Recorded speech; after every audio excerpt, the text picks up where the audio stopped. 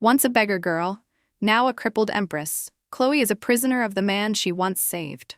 Emperor Alexander promises her a home, yet he has bartered away her freedom and her blood for his throne. When a mysterious, violet-clad rogue offers her the sky, a deadly choice emerges: a suffocating life with a mortal tyrant, or a flight to the unknown with a man who hides a fox's soul.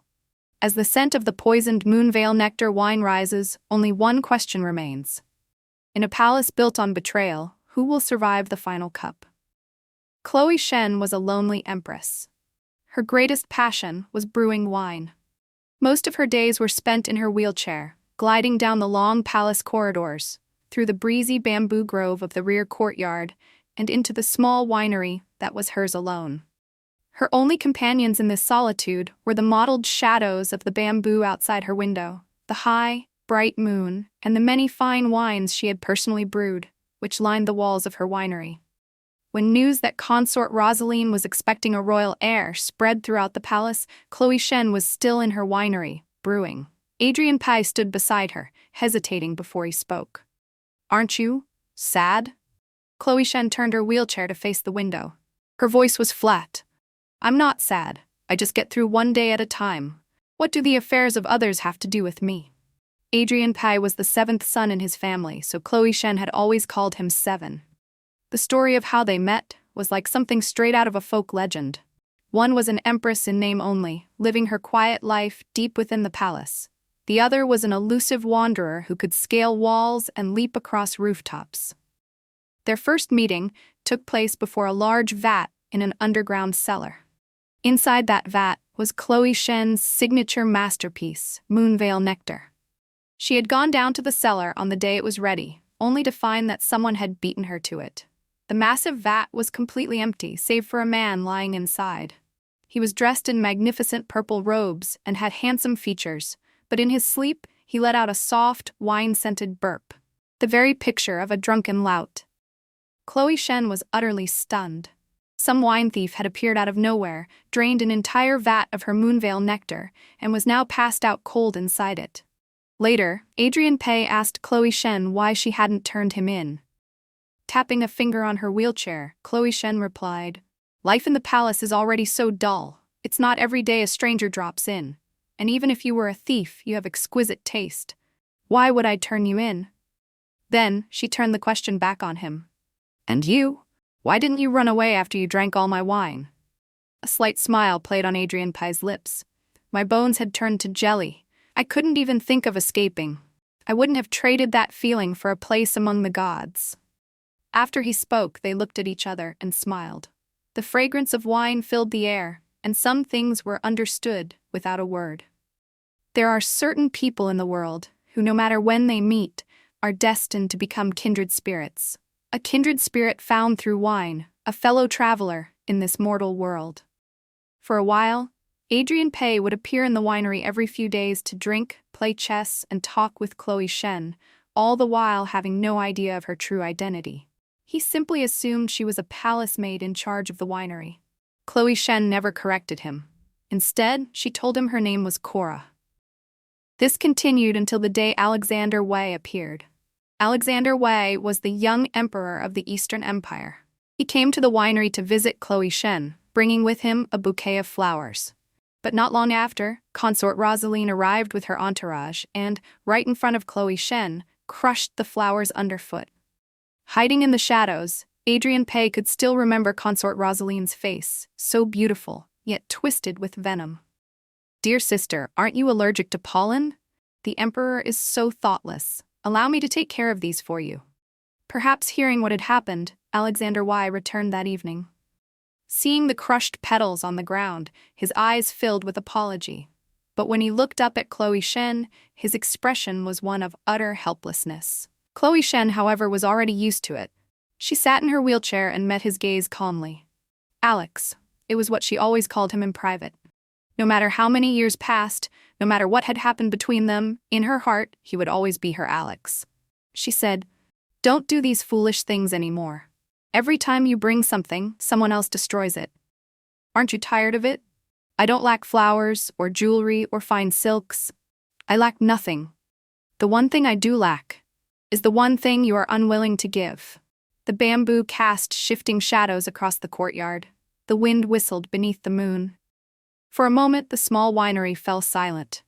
After a long pause, Alexander Y. rose to his feet. "Don't read too much into things," he said slowly. "I'll come see you another day." His retreating figure looked so lonely in the night, tinged with desolation. As the wind swept through the courtyard, Adrian Pei emerged from the shadows and stopped behind Chloe Shen. Chloe Shen didn't turn around, as if she already knew what he was thinking. She only said in a low voice, "You can just keep calling me Cora." Her lips barely moved, her tone light, but the words she uttered were a world-shattering truth. The real Chloe Shen died long ago.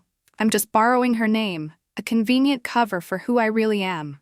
The current Chancellor, Dorian Shen, had 2 granddaughters. The elder, Chloe Shen, was the Empress. The younger, Isabella Shen, was also known as Consort Rosaline. The entire family enjoyed unparalleled honor. But in reality, the true elder daughter of the Shen family had died of illness years ago. The Chloe Shen of today had, many years ago, been a young beggar in a ruined temple. And that temple, later burned to the ground, was where she first met Alexander Y. Adrian Pei would probably never believe that Alexander Y., now the revered emperor of the Eastern Empire, had once lived the life of a starving beggar. When he was 9, his mother was framed and persecuted. Her entire clan was implicated and wiped out. He alone was smuggled out of the palace by loyal guards, meant to seek refuge with an old subordinate of his maternal grandfather. But, on the way, he was ambushed by assassins, sent by the then Empress Morrigan. He fell from a cliff and lay unconscious for days. When he awoke, he was in a ruined temple, taken in by a young beggar. It was Cora who saved him. Back then, Cora was a skinny little girl, her grimy face dominated by a pair of large, dark eyes. She was timid, always hiding in a corner of the temple, like a frightened kitten. She and an old beggar had carried Alexander Y. back from the base of the cliff. At first they thought he wouldn't make it. There was no doctor, no medicine. The thin congee she fed him each day was all she could spare from her own meager share. But sometimes a person's will to live is just that strong. Perhaps subconsciously aware of the vengeance he had yet to claim, Alexander Y. clawed his way back from the brink of death. Death did not claim him. From the moment he awoke until he was fully healed, Cora was by his side the entire time. They slept on the same worn-out mat and shared the same meager food. When Alexander Y. had nightmares, it was Cora who would hold his hand tightly and comfort him. "No, don't take my mother." This was what he cried out most often in his nightmares. Over time, Cora came to sense he was no ordinary person. But what did that matter? Cora would look at him with her big, dark eyes, never prying into his past. In her heart, he was just Alex, the Alex she had saved. He told Cora to call him Alex, a name he chose because his mother was from Cloudrest. At first, Alexander Y. was constantly looking for a chance to contact his grandfather's old subordinate. But the political climate was tense, and everyone was afraid. He didn't dare make a reckless move and could only bide his time. But the right moment never came. Instead, news arrived that the subordinate had been promoted and rewarded for exposing a conspiracy. It turned out he had been a secret pawn of Empress Morrigan all along. Alexander Y. broke out in a cold sweat. He didn't know whether to feel terrified or grateful. It was a blessing in disguise. If he had gone straight to that man, he would have been handed over to Empress Morrigan, his body long since turned to dust. From then on, he hid his identity even more carefully. The once high and mighty Prince Alexander was now hidden away in a ruined temple, dependent on a girl named Cora. He became, for all intents and purposes, the young beggar Alex, his past buried deeper with each passing year. Until, 7 years later, someone found him. That person was none other than Chancellor Dorian Shen, who held immense power at court and was locked in a fierce struggle with Empress Morrigan. After confirming Alexander Y.'s identity, he threw his head back and laughed. "The heavens are on my side. The heavens are on my side. You are the perfect weapon to bring down that wretched woman." He had wandered among the common folk since he was 9. At 16, he was found and brought back to the palace. Returning as a long-lost royal orphan, Alexander Y., with Chancellor Dorian Shen orchestrating everything, finally saw the old case of his mother's death overturned. Empress Morrigan's crimes were exposed, and the furious Emperor Y threw her into a death cell. The Morrigan faction was completely dismantled. 4 years later, Emperor Y passed away. Dorian Shen installed Alexander Y on the throne, but he was merely a puppet emperor, controlled at every turn. Alexander Y had been powerless to stop the Chancellor from burning the temple to the ground, silencing all the beggars inside. All he could do was fight with all his might to save Cora. Yes, a great fire had burned everything away. The only survivor was Cora. Alexander Y brought her into the palace and took her hand. "It's all right," he said. "It's all over now. I'll give you a good life. You won't have to suffer anymore. We'll have a home of our own." A home? Cora murmured the word, teardrops still fresh on her cheeks. She had just witnessed a living hell. In her heart, that ruined temple had been her home, a home she shared with Alex. But it was burned down. All the other beggars who had been like family to her had perished in the flames. Could they truly have a home now? Cora didn't know. From that day on, she was like a bird trapped in a cage, her fate no longer her own, beginning a long and bottomless descent. After his ascension, Alexander Y was uncharacteristically firm on one matter: Cora's status. He was determined to make her his empress, and he would not back down. Dorian Shen was furious, but it wasn't yet time for a complete falling out with the new emperor. So after much negotiation, they each took a step back and reached a secret compromise. First, Cora had to assume the identity of the Chancellor's long-dead elder granddaughter, Chloe Shen. From that day forward, the beggar girl named Cora would cease to exist. Second, at the same time the Empress was crowned, the Chancellor's younger granddaughter, Isabella Shen, had to be brought into the palace as a consort, with a rank equal to the Empress's. As for the third condition, Alexander Wei did not tell Cora at first, but she would soon learn of it through heart-wrenching pain. It was just after her grand wedding to Alexander Wei. Following a night of passion, he held her and spoke to her for a long, long time. Outside, a cold wind tapped at the window. Inside, warm incense smoke curled through the air. Their hearts beat as one as they breathed each other in. "Alex, I feel like we finally have a home now. And soon, our home will have our children. With children, it will feel even more like a home, don't you think?" Cora snuggled in Alexander Y's arms, twirling a strand of her hair. Her voice was soft, brimming with a hope so bright she couldn't hide the smile in her eyes. Alexander Y said nothing. He only held her tighter and nodded emphatically. But then, something warm and wet fell on the skin behind her ear. She looked up, but in the deep darkness, she couldn't see his face, only feel his warm breath. "Alex." She called his name. A little flustered, she reached out to touch his face, but he caught her hand in midair. He pressed it to his lips, kissing each of her fingers, one by one. He said, his voice low and muffled, as if coming from far away. "Yes, we'll have a home. Sleep now. We'll have a home." Later, replaying that moment over and over in her mind, Cora would understand. What had fallen behind her ear could only have been a tear, hot and silent. Her beautiful dream lasted only one night. When dawn broke, a servant brought in a bowl of medicine, a potion as black as ink. She had never felt such desperation, such terror. She struggled wildly, crying and begging, pleading with him. "I don't want to drink it, Alex, I don't want to. I want our children, I want our home." But Alexander Y's resolve was absolute. He only gripped her chin tightly, his own eyes glistening with tears, and forced the entire bowl of medicine down her throat. With a crash, the empty bowl was thrown to the floor, shattering into pieces. She collapsed back onto the bed, like a marionette with its strings cut. She finally knew the third condition of his deal. She could never get pregnant. She had lost the right to be a mother. She would never have a complete family. Alexander Y embraced her from behind, his tears flowing uncontrollably, his voice breaking with anguish in her ear. "That old fox is too cunning. He said the crown prince could only be born to his true granddaughter. I couldn't lose you. I had no other choice. Cora, don't blame me. That man is too selfish." Adrian Pais shook his head as he listened, but Chloe Shen, sitting in her wheelchair, just smiled. "Yes, he's very selfish, but I've never blamed him. I know my Alex has had a hard life too. Indeed. A grown man, crying like a child, clinging to her and refusing to let go. Hit me, scold me, do whatever you want, just don't lose me. I've been through so much since I was a child. I've walked on thin ice my entire life to get where I am today. I have no family left. I don't trust anyone, and I don't care about anyone. Only you. You're the only one who gives me any warmth. This deep, dark palace is terrifying. Don't leave me here alone. Wait for me. Just wait until I'm powerful enough, and I promise I'll give you a real home.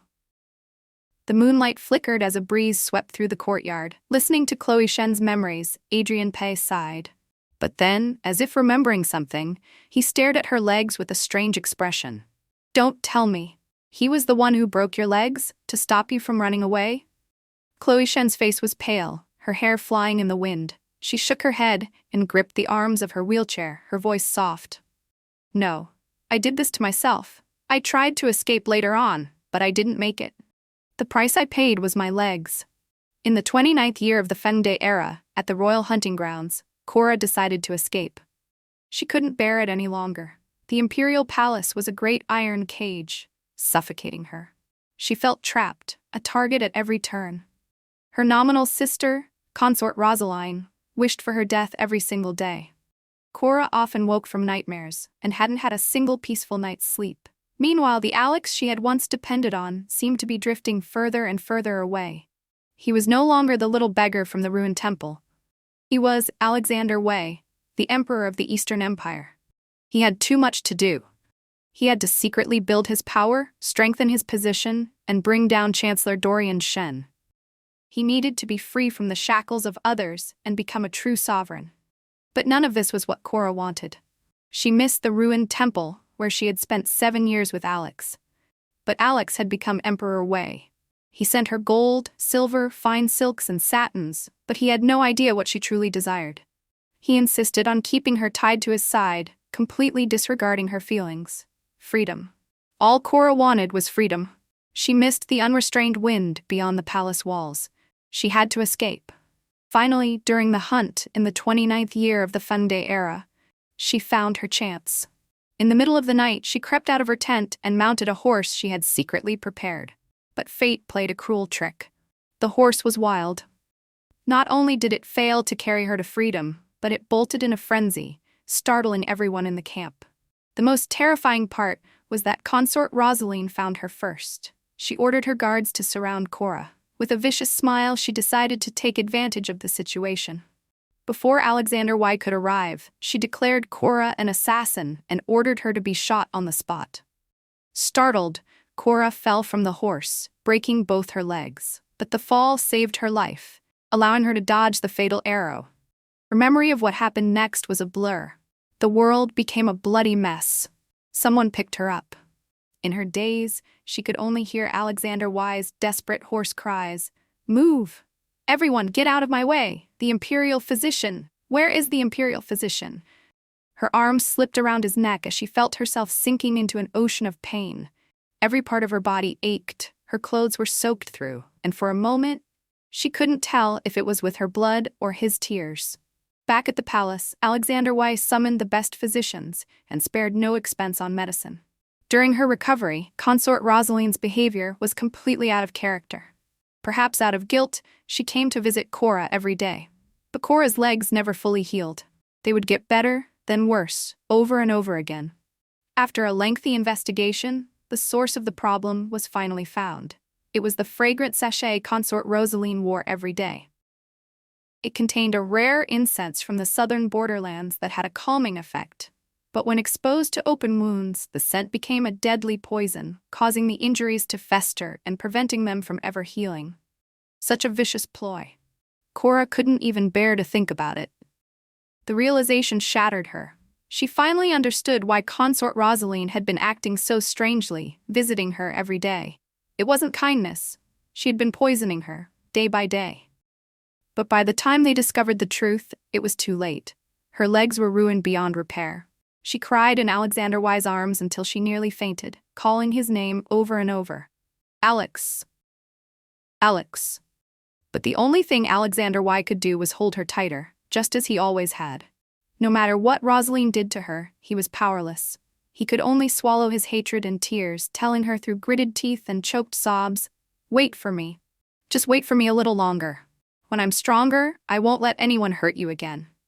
She didn't know when that day would come, but she never blamed him, no matter how excruciating the pain, no matter how much she wanted to escape. Because she knew her Alex was suffering, too. His pain was no less than hers. Confined to a wheelchair, her heart felt like dead ashes. She no longer thought of escaping and lived each day like a corpse. Not long after, however, she found a hobby to which she could dedicate the rest of her life: winemaking. That's right. Far from the court's conflicts, in a small winery built for her by Alexander Way, deep within the palace, she brewed all sorts of fine wines, enjoying the tranquility of solitude. Her personality gradually changed. Or perhaps the Cora of the past had died, leaving behind only the Empress Chloe, a woman who no longer smiled or spoke, her eyes vacant, her heart withered. Since she couldn't escape her cage, for the rest of her life she wanted only to concern herself with wine and never again with the affairs of the world. But whenever Alexander Way came to see her, she would look at his gaunt face and weary smile, and her heart would ache. Alex, she still called him. Her own life was already ruined. Now her only wish was for him to achieve his dream, to rule the empire without being controlled by anyone. After learning Chloe Shen's story, Adrian Pei came to see her again and asked a simple question. "Cora, do you want to taste the sky?" It was a marvelous experience. Chloe Shen had never imagined that, despite her broken legs, she could ever enjoy such a feeling of boundless freedom. Adrian Pei began to carry her on his back through the night. Using his superb lightness skill, he flew with her over bamboo groves and under the moon. The cool breeze on her face, brushing past her clothes and the tips of her hair, excited her so much she almost cried out. It was an unprecedented feeling, a release from all shackles, utterly free and unrestrained. The taste of the sky was intoxicating. They started flying every few days, avoiding the palace guards and finding a secluded spot to sit and drink beneath the moon. It was an incredibly happy time. Adrian Pei was a dashing wanderer and a man of refined taste. He had been to countless places and seen countless sights, and he would tell her fascinating stories about his travels, filling her with envy and yearning. They also discussed the art of wine, as both were experts. Adrian Pei particularly loved Chloe Shen's original creation, Moonveil Nectar. He said that in all his travels he had never tasted a wine with such a long, memorable finish. Chloe Shen smiled, her dark eyes sparkling. For a moment, she seemed to have returned to the carefree Cora of the past. Moonveil Nectar is best enjoyed under a bright moon. Tonight the moon is radiant. I'll toast to you. May you become an immortal of wine, blissfully drunk day after day. Adrian Pei laughed heartily. With a flick of his wide sleeve, he raised his cup in return, his words meaningful. I'll toast to you as well. I hope that one day you'll become Cora again. Chloe Shen froze. Gazing at Adrian Pei's deep stare under the moonlight, she suddenly understood. A gentle warmth spread through her heart, but it couldn't stop the bitterness rising within her. Too much had changed. The past was gone, and she was no longer the same person. She shook her head, then tilted it back and drained the cup, swallowing the wine along with the glistening tears at the corners of her eyes. Perhaps heaven is heartless and cruel, never wanting to see people happy for too long. News soon arrived that consort Rosaline was pregnant with a royal heir. At the winery, Adrian Pei asked Chloe Shen if she was sad. She said she wasn't, but in the dead of night she woke with a start. Reaching up, she felt a palm full of tears on her face. Outside, the cold wind rattled the window pane. She huddled in the boundless darkness, slowly pulling her knees to her chest. Her long hair fell around her like a shroud. She buried her head in her knees, and tears fell in a panicked rush. Alex, if we had a child, boy or girl, they would have been beautiful, don't you think? Her voice was hoarse. Every word was a struggle, as if she were walking on knife points, step by agonizing step, the pain turning her face deathly pale. The night wind swept through the courtyard. A purple shadow flickered under the moon. A faint, ethereal sigh seemed to drift on the air, but the person inside the room was completely unaware. When consort Rosaline visited the winery and afterwards began vomiting and suffering from diarrhea, she accused Chloe Shen of trying to harm the royal heir. Chloe Shen wasn't surprised. She simply denied it when Alexander Y came to demand an explanation, and then listened calmly as he spoke. Consort Rosaline won't let this go. Chancellor Shen also submitted 3 memorials in court this morning. I'm afraid you can't stay in this winery any longer. As Alexander Wise spoke, he watched Chloe Shen's expression carefully. Seeing her calm, silent gaze, he grew flustered. Being sent to the cold palace to reflect is only temporary. Sooner or later, I will bring you out. Just wait patiently. Alex, Chloe Shen interrupted, looking at him steadily. After a long moment, she gave a gentle smile. Alex, is there wine in the cold palace? Alexander Y froze, then understood. 1,000 emotions flooded his heart. He nodded repeatedly, his vision blurring. I knew it. I knew you would never blame me. After Alexander Y left, Adrian Pei appeared, his expression indignant. Before he could speak, Chloe Shen curved her lips into a smile. This place is probably going to be sealed. I'm sorry to inconvenience you, my immortal of wine. When I get out, I'll brew you more Moonveil Nectar. All right? Faced with her placid smile, Adrian Pei found himself unable to say a word. He just lowered his long lashes in frustration, his throat tightening. If you want to leave, I'm willing to take you away. Whether she didn't hear him or chose to ignore it, Chloe Shen simply smiled and turned her wheelchair. A draft blew through the hall, making her robes flutter. Outside, the shadows of the bamboo swayed. Chloe Shen was confined to the cold palace. However skilled he was, Adrian Pei proved resourceful enough to evade every guard and visit her from time to time. He was frustrated with her. What are you still clinging to? Chloe Shen never answered, only smiled. When pressed, she would pout like a little girl. Did you bring wine? The stuff the servants bring is undrinkable. Go steal some from my winery. I'm dying for a good drink. Adrian Pei was both angry and helpless. He stamped his foot, flicked his sleeve, and in a flash, vanished into the boundless night. Only when he was gone did the smile slowly fade from Chloe Shen's face, leaving a deep, desolate sadness in her eyes. It wasn't that she didn't want to leave, nor that she didn't understand his feelings. It was that too much had changed.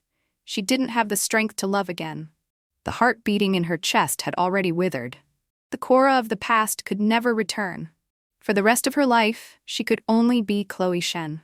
If news of the deposed Empress hadn't reached the cold palace, things might have continued this way indefinitely. It seemed that after all his years of careful maneuvering, Alexander Wei still couldn't overcome the Shen family. Complying with Chancellor Shen's proposal to depose the old Empress and install a new one was both a gesture of goodwill and a wise political move. But in sacrificing a pawn to save the king, he had ultimately abandoned Chloe Shen. In the cold palace, a pale-faced Chloe Shen sat in her wheelchair. She gently wiped away a tear and still managed to smile at Adrian Pei, who was crouching before her. From the day Consort Rosaline became pregnant, I knew she wouldn't tolerate me any longer. Alex has protected me for so many years. It hasn't been easy for him. For the first time, Adrian Pei's eyes reddened. He gripped her wheelchair, leaning close, his voice choked with emotion. You'll die if you stay here. They both knew it. As a deposed empress in the cold palace, she would sooner or later die suddenly one day, without a sound, and be hastily dragged out and buried. Because the only person who could protect her had just given her up. Adrian Pei suddenly grew agitated. He grabbed Chloe Shen's shoulders, his voice full of earnestness. If you're willing, I can take you away, anytime. We can go anywhere, see the world's highest mountains and clearest waters. Just like we talked about, we can see all the world's beauty, taste all its delicacies, and drink all its fine wines. I'll be your legs. I'll take care of you for the rest of our lives. Please? His voice echoed through the midnight silence of the cold palace. In the dead quiet, his words were incredibly moving. Chloe Shen was stunned. She stared at Adrian Pei for a long time, until her eyes grew warm and tears began to stream down her face. Without warning, he pulled her into his embrace. The feelings that had slowly faded over the long years, the tears she had held back for so long, now finally burst forth, soaking the purple robes of the man before her like a spring rain. Like ice melting in the sun, the withered heart in her chest seemed, in that moment, to come back to life. Preparations for the new Empress's installment ceremony began. The guards around the cold palace would be more relaxed then. Chloe Shen and Adrian Pei agreed to escape on that very day. Alexander Wei came to see Chloe Shen one last time. He seemed exhausted. He wrapped his arms around her waist and buried his head in her lap, not saying a word. Chloe Shen gently stroked his dark hair. Her voice, laced with a pity and a sorrow she barely perceived herself, was soft. "Alex, you have to take care of yourself." She kept murmuring to herself, calling his name over and over, until her eyes glistened and her voice almost broke. Alexander Wei seemed not to notice. He only tightened his arms around her slender waist. He opened his eyes and looked around the vast palace hall without a word, his unfathomable gaze searching for something in the empty air. Before he left, Alexander Wei said something cryptic. "You know, Chloe Shen will die, but Cora will live." At the time, Chloe Shen was stunned, not understanding what he meant. But half a month later, at the new Empress's installment ceremony, she finally understood. She wasn't met by Adrian Pai. Instead, she was met by a triumphant Alexander Wei. A bloody head rolled across the floor. It was none other than Dorian Shen, the veteran chancellor who had served 3 reigns, his eyes wide in disbelief. Even in death, he couldn't accept that he had been defeated by a mere upstart. "Cora, I did it! I succeeded!" The long unheard name suddenly rang out in the cold palace. Alexander Wei threw aside his sword and swept Chloe Shen up from her wheelchair, laughing and crying like a child finally rewarded for his suffering. He had exhausted mind and body, playing a dangerous game to reach this day. The grand performance was finally over, the net drawn tight. Everything had been a setup, a foolproof trap. For all these years, Alexander Wei had bided his time, secretly building his power. He had played his part well, lulling Dorian Shen into a false sense of security, making him believe he was just a weak, incompetent puppet. In reality, he had been weaving a net for years, just waiting for the right moment to catch the old turtle, striking a fatal blow when he least expected it. He pretended to confine Chloe Shen, pretended to depose her, pretended to install consort Rosaline as the new empress. Every move was a step toward the final checkmate. Now, he was all-powerful, his position secure. At the installment ceremony, he kicked over a table, a signal, and his hidden forces poured out, catching the Shen clan completely off guard. He drew his sword and, in front of everyone, personally beheaded the old turtle. The rest of the Shen family were thrown into the death cells, including the pregnant consort Rosaline. The entire clan was uprooted, with no one left. The weak boy of the past had grown into what a true monarch should be: ruthless, decisive, and unforgiving. He had become so unfamiliar that he frightened her. She heard him whisper in her ear, word by word, "Soon, a fire will break out in the cold palace. News will spread that the deposed Empress Chloe Shen died in the flames. From then on, there will be no more Chloe Shen in this world. Only my Cora." Chloe Shen would die, but Cora would live. He wanted her to be his empress again, with her true identity, to rule beside him and share in his glory. On the day the Shen family was executed, Alexander Wei was ecstatic. He ordered a jar of fine wine to be brought so he and Cora could celebrate properly. The wine was called Moonfox Elegy. It was clear and fragrant. Soaking in the jar was the skeleton of a fox, living up to its name. Cora had never drunk such a wine. She found it strong. After just a few cups at Alexander Wei's urging, her eyes watered. A tear fell into her drink, creating a small ripple that vaguely outlined the shape of a hazy purple robe. Cora was drunk, her cheeks flushed red. She collapsed into Alexander Wei's arms and heard him say, "The date is set for next month. It won't be an emperor installing an empress. It will be Alex marrying Cora, giving Cora a home." Cora froze. After a long moment, she covered her face and wept uncontrollably. She had finally become Cora again, but she wasn't happy. Not at all. Because she knew someone was never coming back. The night before her coronation as empress, Cora invited Alexander Wei for a drink. She wanted him to taste her specialty, Moonveil Nectar. Alexander Wei was delighted. After a few drinks, Cora swirled the wine in her cup and casually began to speak of how it was made. The ingredients, sunflower hearts, angelica root, honeydew, all come from Mount Solareth. It's a wonderful place, wouldn't you agree? Alexander Wei nodded, his eyes hazy with drink. Cora's tone was light as she continued. "So the sorcerer you hired was also from Mount Solareth, a master of immense power, able to capture a 1,000-year-old purple fox and take its life. Isn't that right?" At her casual words, Alexander Wei's eyes flew open. He sat bolt upright, as if doused with cold water. Their eyes met, and he gasped for breath. You know? Only then did the smile on Cora's face slowly fade. Tears welled in her eyes. She felt a tightness in her chest. The poison must be starting to work. "Yes," she said. "I found out everything. That's why I invited you to drink this last glass of Moonveil Nectar with me." At her words, the color drained from Alexander Y's face. "The wine is poisoned. You're getting revenge for him, aren't you?" Revenge. Where to even begin? It all began on the day Adrian Pye never showed up for their meeting. He hadn't broken his promise. He had been trapped in a sorcerer's spell, ambushed and captured. On that day, Alexander Y had won a great victory. He had not only rid himself of an old enemy, but had also captured a 1,000-year-old purple-tailed fox. That's right, a purple-tailed fox. Adrian Pye. As the seventh child in his family, his siblings all called him Seven. He wasn't some elusive, lone warrior, nor a master of peerless agility. The reason he could slip in and out of the palace so freely, flying through the moonlit sky with Cora on his back time and again, was simply because he wasn't human at all. He was a 1,000-year-old, purple-tailed fox. When did she first discover this secret? Adrian Pye probably never knew, but Cora had been aware of his identity for a long time. They were drinking under the moon one night when he got completely drunk and accidentally revealed his true form. The purple robes he always wore dissolved into a coat of fur. 2 luminous purple ears popped out, and a fluffy purple foxtail swayed behind him. To be honest, Cora was startled when she first saw it, but she kept her composure. Later, she pored over ancient texts until she found it. The purple-tailed fox is a creature of fetching appearance and gentle nature. It loves wine and wanders the world tirelessly. Holding the ancient book, Cora smiled to herself. Even after discovering Adrian's true identity, she wasn't afraid. Fox or human, as long as the heart was good, what difference did it make? Afterwards, she found herself moved by him again and again. Her withered heart stirred back to life. She wanted to see the world with him, to start a new life with him. But he would never come back. Because in a jar of wine called Moon Fox Elegy, she had seen his bones.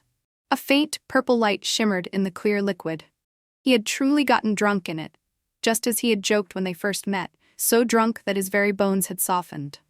Moon Fox Elegy. The fox had left her. 7, the man in the purple robes, was gone forever. And she would never know that on that night they drank together under the moon, amidst the fragrant aroma of Moonveil Nectar. When he'd told her that in all his travels he'd never tasted a wine so unforgettable, there was another half to that sentence. And that he had never tasted a wine more perfect for sharing with the one he loved. Cora died in Alexander Y's arms. The wine had been poured from a twin-chambered pot. She drank from the poisoned side, but had poured Alexander's from the unpoisoned one. It seemed the past was a thing of gentle beauty. Even scarred beyond recognition, she found she could not bring herself to resent him, much less poison her Alex. But she owed a debt to someone else, and that debt had to be paid. As Alexander Y let out a ragged sob, blood trickled from the corner of Cora's mouth. Her vision blurred. In the void, she seemed to see a figure in purple robes, a faint smile on his lips, walking slowly toward her. "We'll see all the world's sights, eat all its food, and drink all its wine. I'll be your legs and take care of you for the rest of our lives. How does that sound?"